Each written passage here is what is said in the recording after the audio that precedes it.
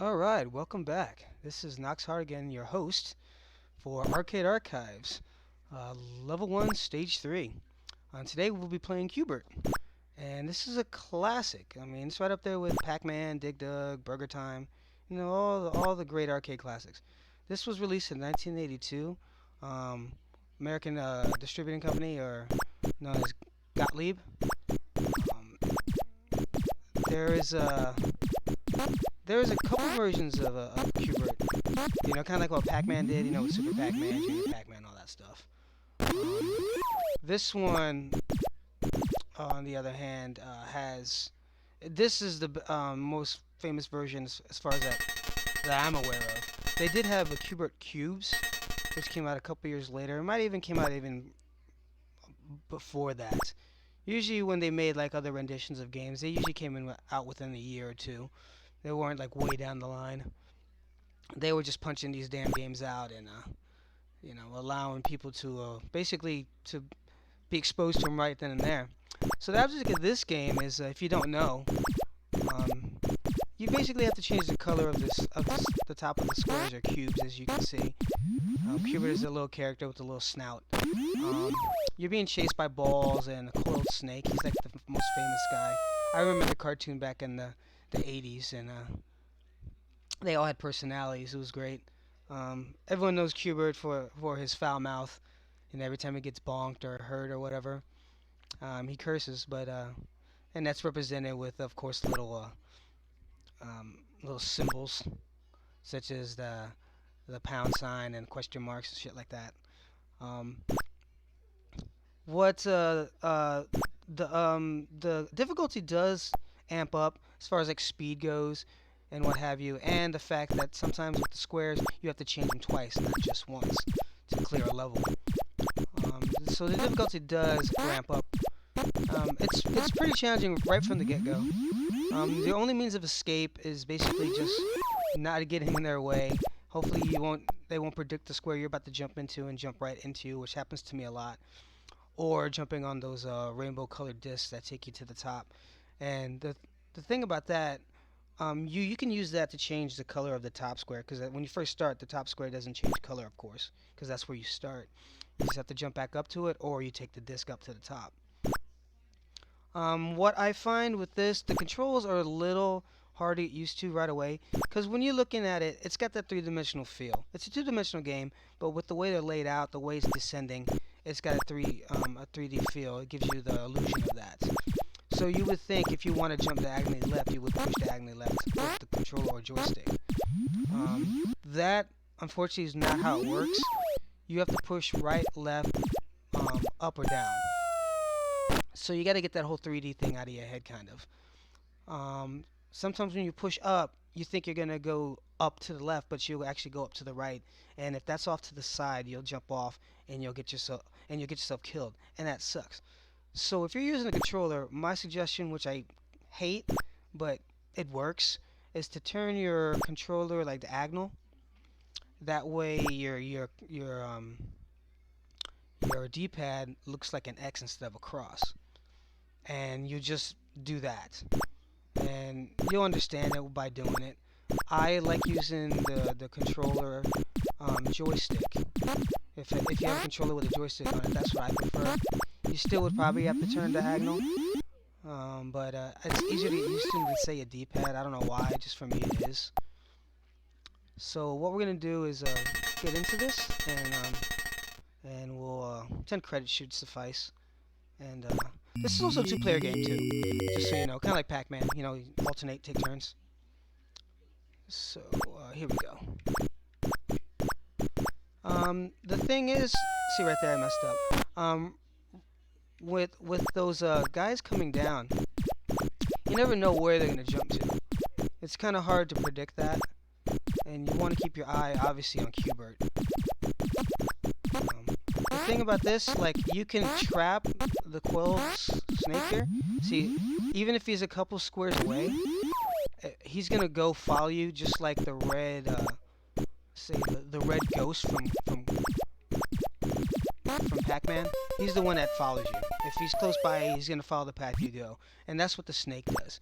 So you can lure him off the side by waiting there, and then once he's about to jump you, or even if he's a couple squares behind, go ahead and jump on the disc, and he'll jump off to that where the disc was, and he'll just murder himself, which is a good thing. So that's one thing you can do. That was a total honest mistake. Yeah, sometimes you find yourself pushing the wrong direction, like I said. You think you're gonna go up, and you end up going left or right, and it's just a bitch when the controls don't cooperate with you. Oh, good, I got a nice little bonus there.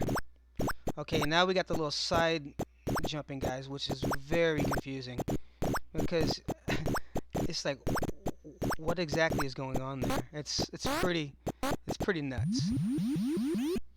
I find if I keep my eyes on him, it confuses me more. See, look at that. He went left instead of going down like I thought he would.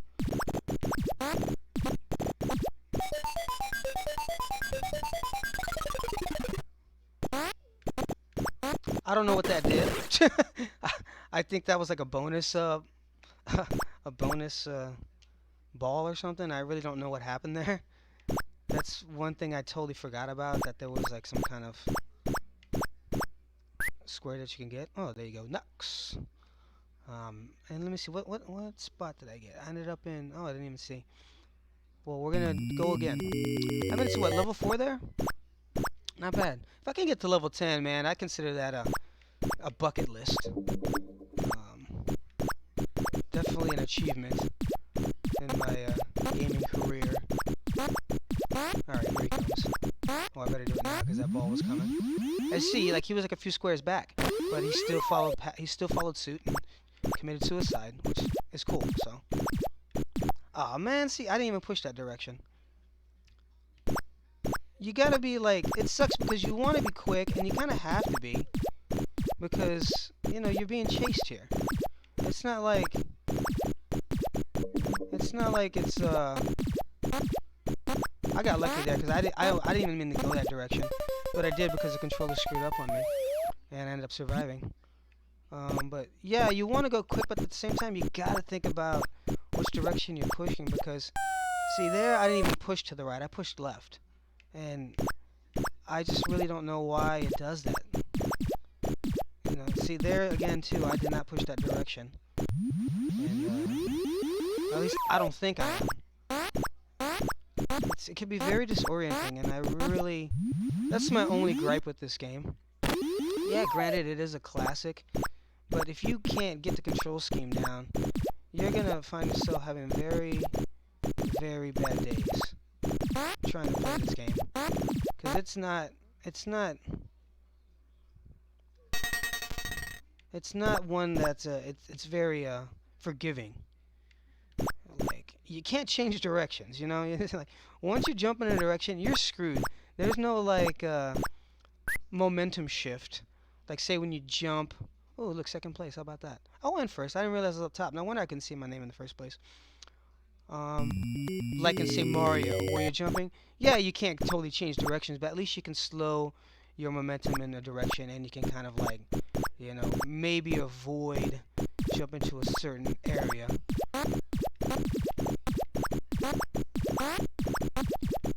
But that's but it depends on the speed you're going, of course. If you're doing like a real basic jump, you can possibly pull back and land back on the platform you jumped off of. Looks like I'm about to use another disc here. See if I can get that left side down. No, I didn't realize how many points you get by killing the snake, or having him commit suicide, that is. Yeah, but I'm pretty sure it's points either way. And as you can see, it shows you what color you're gonna change the top of the cubes there on your left, where it shows the arrows and says change to. I don't really think that's important. I don't know what happened there. Oh my God! I just lost two guys right there. Now I'm basically down to my last life. Okay, the controls really acted up there. I have no idea what happened. Now, once you do get the controls down, you start to feel yourself. You start to go like, okay, it's not so bad. But the thing is, um, there'll be times when you think you have it and you're killing it, and all of a sudden, it just acts up on you, and the controls just, I don't know, just throw you off. And I don't know why that happens. I really don't know. Maybe it's a glitch in the system. Maybe it's something it really was an issue. See, I went left, but it went right. I don't, I don't see how I would go right when. Why would I push right when there's an enemy there? See right there, I didn't mean to go that way either. That way either, I meant to go up. That way too, I meant to go right. That way I meant to go up. And I really don't know what's going on with the controls. Let's try it again here. Let's see here. Okay, I think I'm getting a little bit right now. Well, I at least went in the direction I wanted to. So let's give it another go. Let's see if I can get the controls just a little better here. I'm using a controller. I'm using the joystick, of course. On it, the D-pad I don't recommend. So what I'm gonna do is I'm gonna turn it diagonal, which like I said, it's pretty stupid that you have to do that, especially with the way you're thinking, because you know you can't help but think it's 3D, so you want to go diagonal. So if you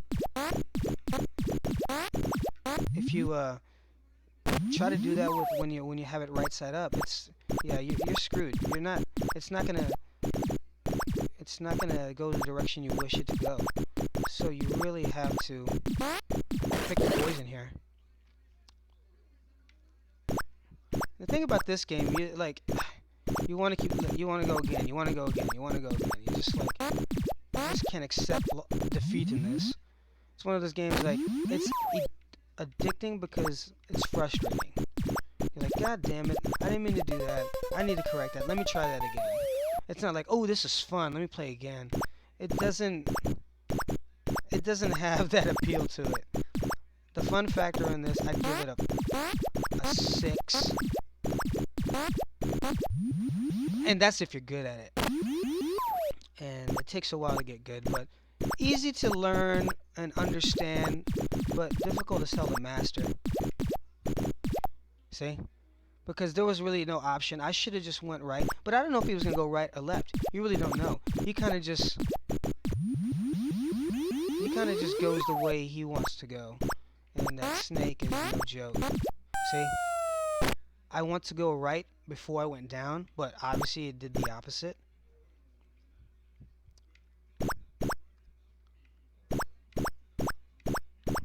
Now this is definitely one of those quarter munchers.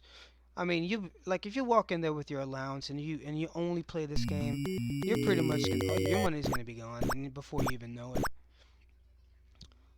Practice makes perfect, of course, and that is the worst mistake you can make right there that I just did. And I've done it rarely, but I've done it, and it's the most frustrating of all mistakes you can make, other than, jumping off the side when you didn't mean to. Like, basically, do not go to the second square from the beginning.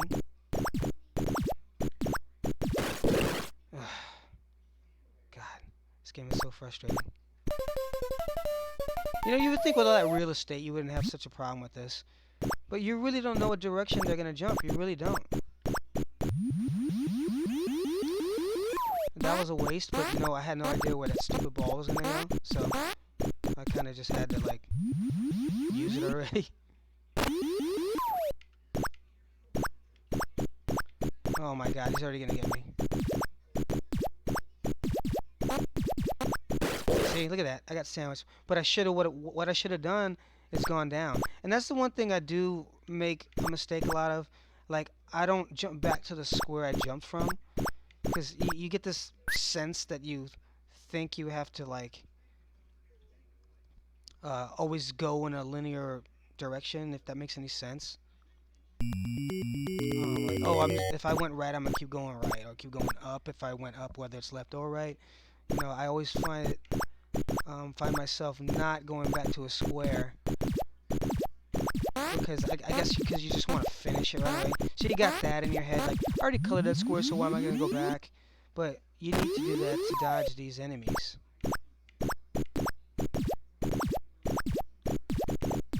Alright, I gotta concentrate here. Alright, you poor snake bastard, you. This game alone is what made you think snakes were evil. And I mean, they're not, but you know what I mean. Snakes are bad, and there you go. Killed me. And, let's think of a lot of bad snakes out there that are enemies. Classics and new ones. Let's see. Conan the Barbarian. James Earl Jones turns into a snake. Bad guy. What else is the bad guy? Has anyone seen Emmett Otter's Jug Band Christmas? The band that they battle against?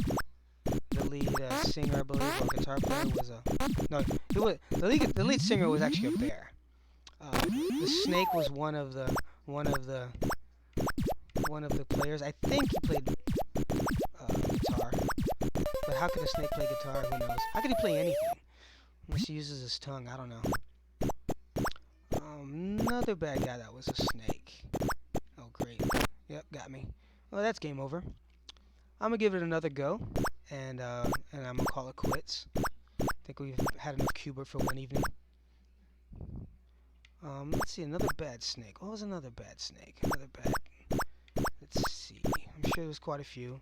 If anyone's watching, I'm pretty sure they already thought of some. Geez, I can't think of one. Oh yeah, Snake Mountain from He-Man. Granted, he wasn't a snake, but I'm pretty sure it was a snake character. Medusa, not necessarily a bad person. She kind of got hosed on her deal. Poseidon kind of dicked her. The gods were a bunch of horn dogs and a bunch of jerks anyway, so they knew how to screw everyone else, but not themselves. Oh yeah.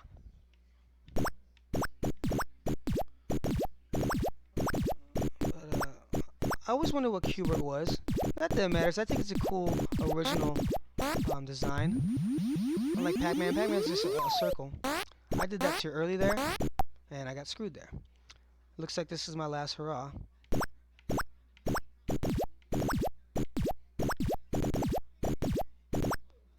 And yeah. So I was hoping I could maybe get to the levels where you have to change it twice, but that's definitely not gonna happen. But like, yeah, the design I think is really cool, Cubert. Anyone ever seen that movie Pixels? I think Cubert in that was really funny. I mean, the movie could have been so much better. I remember seeing the trailer and being so stoked about that. Just being such a fucking video game head.